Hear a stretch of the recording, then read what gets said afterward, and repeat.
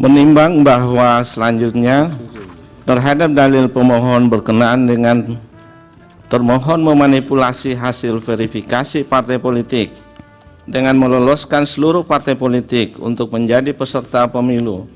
Menurut Mahkamah, dalil tersebut tidak didukung dengan bukti yang meyakinkan, karena berdasarkan fakta hukum yang terungkap di persidangan, proses tahapan verifikasi partai politik telah diawasi oleh Bawaslu. Oleh karena itu, secara hukum dalil akuo harus dikesampingkan. Bahwa berdasarkan pertimbangan hukum tersebut, dalil pemohon akuo adalah tidak beralasan menurut hukum. Menimbang bahwa sebelum mempertimbangkan dalil pemohon mengenai bansos, terlebih dahulu Mahkamah akan mempertimbangkan dalil-dalil lain yang antara lain terkait dengan keberpihakan lembaga kepresidenan dan nepotisme Presiden Joko Widodo kepada pasangan calon nomor urut 2 sebagai berikut. 1. Presiden telah melanggar TAP MPR nomor 11/MPR/1998 dan Undang-Undang nomor 28 tahun 1999 tentang penyelenggara negara yang bersih dan bebas dari KKN, serta pasal 282 Undang-Undang Pemilu. Dan seterusnya angka 2 sampai dengan angka 4 dianggap telah diucapkan.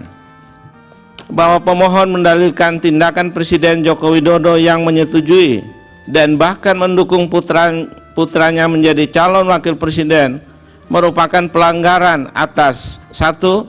Ketetapan MPR nomor 11/MPR/1998 tentang penyelenggara negara yang bersih dan bebas korupsi, kolusi, dan nepotisme. 2. Undang-Undang nomor 28 tahun 1999 tentang penyelenggara negara yang bersih dan bebas dari korupsi, kolusi, dan nepotisme, Undang-Undang 28 1999, serta 3. Pasal 282 Undang-Undang Pemilu. Terhadap dalil tersebut, termohon dan Bawaslu tidak memberikan tanggapan. Adapun pihak terkait menyatakan bahwa dalil pemohon dan seterusnya dianggap diucapkan, serta mengajukan ahli Edward Omar Syarif Hirej bahwa terhadap dalil pemohon demikian, karena pemohon tidak menguraikan lebih lanjut dan tidak membuktikan dalilnya, maka Mahkamah tidak mendapat keyakinan akan kebenaran dalil yang dipersoalkan oleh pemohon. Terlebih, jabatan wakil presiden yang dipersoalkan oleh pemohon akuo adalah jabatan yang pengisiannya melalui pemilihan atau elected position, dan bukan jabatan yang ditunjuk atau diangkat secara langsung, directly appointed position.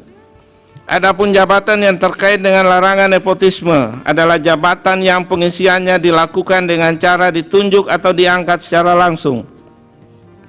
Artinya jabatan yang diisi melalui pemilihan umum tidak dapat dikualifikasi sebagai bentuk nepotisme.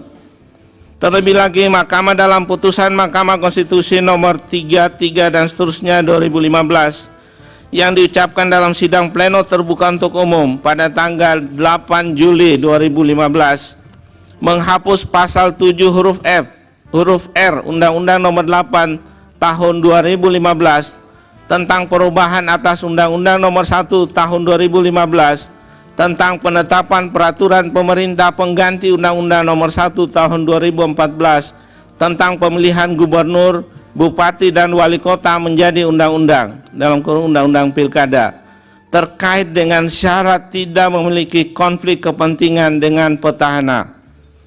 Meskipun putusan tersebut terkait dengan pengisian pencalonan kepala daerah, namun dengan telah dipersamakan antara rejim pemilihan kepala daerah dengan pemilihan umum oleh Mahkamah, relevan untuk dijadikan substansi dalam menjawab dalil pemohon akuo. Di samping itu, terkait dengan ketentuan pasal 282 Undang-Undang Pemilu telah dicermati oleh Mahkamah tidak berkenaan dengan proses pencalonan yang berhubungan dengan adanya hubungan nepotisme. Jika yang dimaksudkan pemohon adalah ada kaitannya dengan kegiatan kampanye, telah ternyata undangan pertemuan Presiden dengan Ketua Umum Partai Politik pada tanggal 2 Mei 2023 dilakukan sebelum masa pencalonan atau masa kampanye. bahwa berdasarkan uraian pertimbangan hukum tersebut, Mahkamah berpendapat dalil pemohon mengenai pelanggaran atas ketetapan MPR nomor 11/MPR/1998, Undang-Undang 28 tahun 1999 dan pasal 282 Undang-Undang Pemilu adalah tidak beralasan menurut hukum. Bahwa pemohon mendalilkan usulan perpanjangan masa jabatan dan pernyataan Presiden Jokowi yang akan ikut cawe-cawe dalam pemilu 2024 ketika bertemu dengan pimpinan redaksi sejumlah media serta konten kreator seperti Akbar Faisal, Helmi Yahya, dan Ari Putra di Istana pada Senin tanggal 29 Mei 2023. Pemohon mengajukan bukti P31 dan seterusnya dianggap diucapkan. Bahwa terhadap dalil pemohon demikian, termohon, pihak terkait dan Bawaslu tidak memberikan tanggapan. Bahwa setelah mencermati dalil dan alat bukti yang diajukan pemohon, Mahkamah menilai wacana perpanjangan masa jabatan Presiden memang menjadi salah satu background politik dalam kontestasi Pilpres 2024. Namun dari dalil dan bukti yang diajukan pemohon, Mahkamah tidak menemukan penjelasan dan bukti adanya korelasi langsung antara wacana perpanjangan masa jabatan demikian dengan hasil penghitungan suara dan atau kualitas Pilpres 2024. Bahwa dalil pemohon yang menyatakan bahwa kegiatan rencana perpanjangan masa jabatan Presiden menjadi 3 periode disikapi oleh Presiden dengan mendukung pencalonan salah satu pasangan calon peserta Pilpres yang diposisikan sebagai pengganti Presiden petahana. Menurut Mahkamah, kebenarannya tidak dapat dibuktikan lebih lanjut oleh pemohon. Demikian pula dalil bahwa Presiden akan cawe-cawe dalam pemilu 2024 akuo.